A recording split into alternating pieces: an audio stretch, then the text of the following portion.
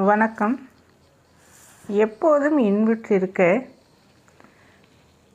படைப்பு வே. இறையன்பு அவர்கள், பதிப்பகம் விஜயா பதிப்பகம். இதில் 11வது பதிவாக தீர்வுகள் உண்டு என்ற தலைப்பில் வே. இறையன்பு அவர்கள் வழங்கிய வாழ்க்கைக்கு உதவும் சில கருத்துக்களை பார்ப்போம். சிலர் எந்த பிரச்சனையும் இல்லாமல் வாழ வேண்டும், ஆனால் உயர்ந்த பதவி வேண்டும், கௌரவம் வேண்டும், எந்த சங்கடமும் இல்லாமல் பொருள் ஈட்ட வேண்டும் என்று நினைப்பது உண்டு. இது சாலையில் எந்த வாகனமும் செல்லாத போதுதான் நான் ஊர்தியை ஓட்டுவேன் என்று கூறுவதற்கு சமமாகும். நம் முன்னே தோன்றும் பிரச்சனைகள் நம்மை திடப்படுத்துகின்றன, சில நேரங்களில் மேன்மைப்படுத்துகின்றன, நம்முடைய உள்ளத்தை இன்னும் விசாலமாக்குகின்றன. எதிர்ப்புகளுக்கு இடையில் வரும்பொழுதுதான் நம்முடைய உந்து சக்தியை அதிகரித்து மனித ஆற்றல் முழு அளவில் வெளிப்படுகிறது. மான்களுக்கு சிறுத்தைகள் துரத்தும் வரை நம்மால் இவ்வளவு வேகமாக ஓட முடியுமா என்ற சந்தேகம் இருக்கவே இருக்கிறது. எல்லா பிரச்சனைகளுக்கும் தீர்வு உண்டு. சிறிது நேரம் அவற்றிலிருந்து விலகி இருந்து மனதை நிர்மலமாக மாற்றிக்கொண்டு ஆழ்ந்து சிந்தித்தால் விடை காண முடியும். அதிலேயே முழுவதுமாக மூழ்கினால் மூச்சு திணறி விடுவோம். நம்மால் எதையும் தீர்க்க முடியும் என்று நம்புவதுதான் அந்த பிரச்சனைக்கான காரணங்களையும் அவற்றை போக்கும் விதங்களையும் அந்த விதங்களில்தான் ஏற்படும் எதிர்வினைகளையும் சிந்திப்பதற்கு உதவியாக இருக்கும். சின்ன எதிர்ப்பை கூட மலையாக நினைப்பவர்கள் மலைத்து போகிறார்கள். அதை அலையாக நினைப்பவர்கள் அதிர்ந்து விடுவதில்லை, துணிந்து நிற்கிறார்கள், பணிந்து விடுவதில்லை. பழங்காலத்தில் ஒரு அரசர் இருந்தார். பக்கத்து நாட்டு அரசர் அவருக்கு வாட்ட சாட்டமான யானை ஒன்றை பரிசாக அளித்தார். அந்த அரசர் இதுவரை இவ்வளவு பெரிய யானையை பார்த்ததே இல்லை. அதன் எடையை அறிய வேண்டும் என்ற ஆவல் அரசருக்கு ஏற்பட்டது. அந்த காலத்தில் எடை மேடைகள் எல்லாம் இல்லை. யானையை அளக்கும் அளவுக்கு தராசும் இல்லை. இந்த யானையின் எடையை எப்படி அறிந்து கொள்வது என்று மந்திரிகளிடம் கேட்டார் அரசர்.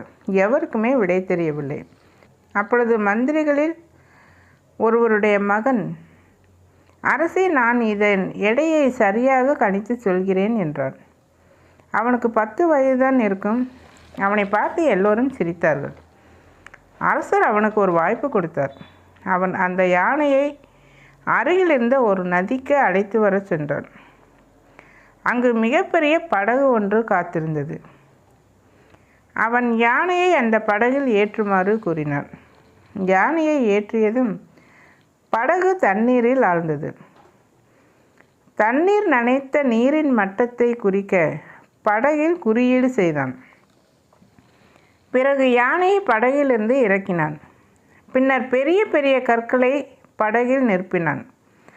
ஏற்கனவே குறியீடு செய்த நீரின் அளவு வரும் வரை அவன் கற்களை பலவித அளவுகளில் நிரப்பச் சொன்னான். யானை ஏறிய போது படகு எந்த அளவு தண்ணீரில் மூழ்கியதோ அந்த கோடு வரும் வரை கற்களை போட்டார்கள். பிறகு கற்களை ஒவ்வொன்றாக எடுத்து எடை போட்டு அவற்றின் எடையை கூட்டினார்கள். பிறகு அரசரிடம், இதுதான் இந்த யானையின் எடை என்று கூறிய போது எல்லோரும் அவன் திறமையை கண்டு வியந்து போனார்கள். எல்லோரும் யானையை ஒட்டுமொத்தமாக பார்த்தார்கள். அதனால்தான் அவர்களால் அந்த எடையை கணிக்க முடியவில்லை.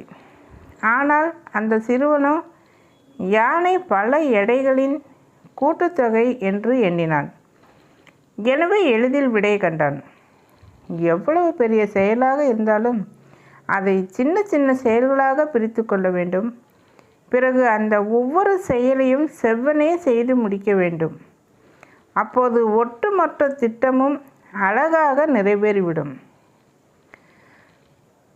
அந்த காலத்தில் கட்டப்பட்ட கோயில்களையும் கோபுரங்களையும் பார்க்கலாம். அதை கட்டும்போது சின்ன சின்ன பணிகளாக திட்டமிட்டு பிறகு ஒவ்வொன்றையும் அவர்கள் முழு ஆர்வத்துடன் செயலாக்கி பிரம்மாண்டமான வடிவத்தை உண்டாக்கினார்கள். பெரிய பிரச்சனைகள் வரும்பொழுது அவற்றை நாம் சின்ன சின்ன பகுதிகளாக பிரித்து பார்க்க வேண்டும். வரிசை கிரமமாக அவற்றை ஒழுங்குபடுத்தி கொள்ள வேண்டும். பிறகு வரிசையாக அவற்றை தீர்க்க ஆலோசனைகளை மேற்கொள்ள வேண்டும். அந்த ஆலோசனைகளில் எது சிறந்த ஆலோசனை என்பதையும் தெரிந்து கொண்டு அதன்படி செயல்படுத்த வேண்டும். அப்போதுதான் மலை போன்ற செயலை எளிதில் நிறைவேற்ற முடியும்.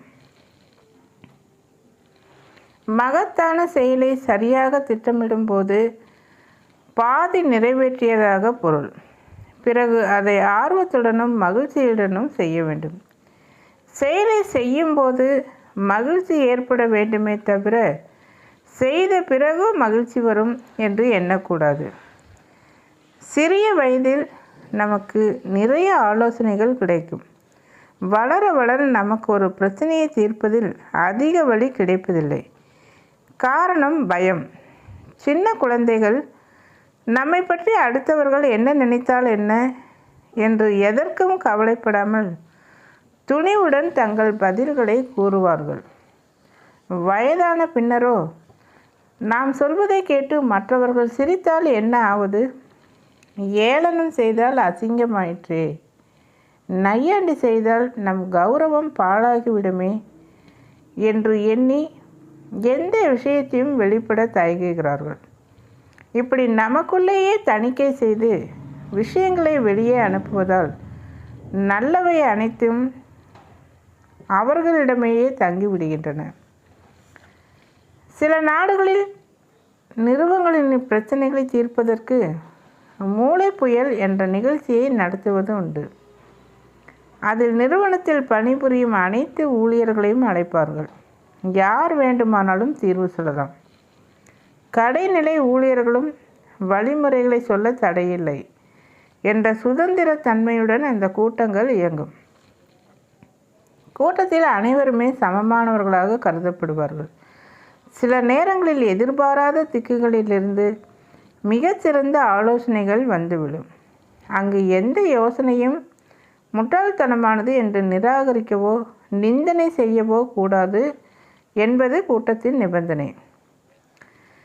இன்று தான் விரும்பிய படிப்பு கிடைக்காவிட்டாலோ வேண்டிய பணியை அடையாவிட்டாலோ எதிர்பார்த்த பெண்ணை திருமணம் செய்ய முடியாவிட்டாலோ சோர்ந்துவிடும் இளைஞர்கள் பலர் இருக்கிறார்கள்.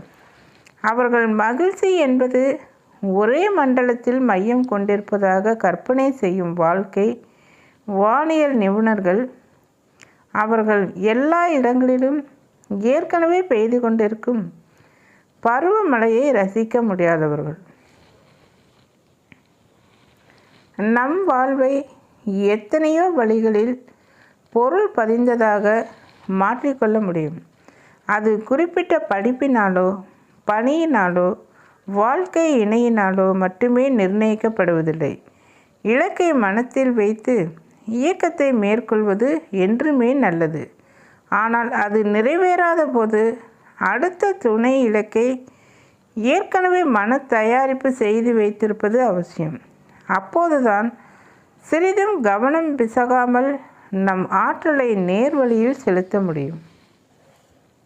உலகத்தில் இருக்கும் பெரும்பாலோர் எதிர்பார்த்தபடி வாழ்க்கை அமைய பெறாதவர்கள்.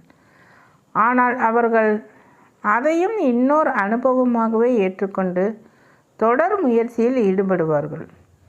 அவர்கள் வென்றிருப்பார்கள். சில நேரங்களில் ஏற்படுவை நாம் எதிர்பார்ப்பை காட்டிலும் மேன்மையானதாக இருப்பது உண்டு. ஏங்கியதை காட்டிலும் வாய்த்ததை சிறப்பாக ஏற்றுக்கொள்வதே நன்று. இறந்த காலத்தின் சக்கைகளை அசை போடுபவர்களுக்கு நிகழ்காலத்தின் சாரத்தை சுவைக்க முடியாமல் போய்விடுகிறது. எதிர்பார்த்தவை நிறைவேறாவிட்டாலும் வாழ முடியும்.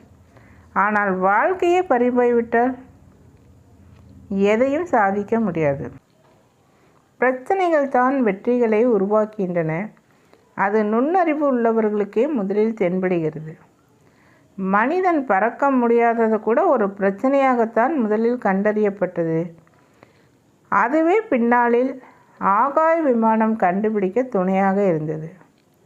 எல்லா பிரச்சனைகளும் தொடுவானை நோக்கி நம்மை உயர்த்துவதற்காகத்தான் கண்ணுக்கு தெரியாத கணக்கற்ற சிறகுகளை ஒளித்து வைத்திருக்கின்றன என்பதை உணர்ந்தால் மகிழ்ச்சி நம் மனதில் மையமிட்டு தங்கும்.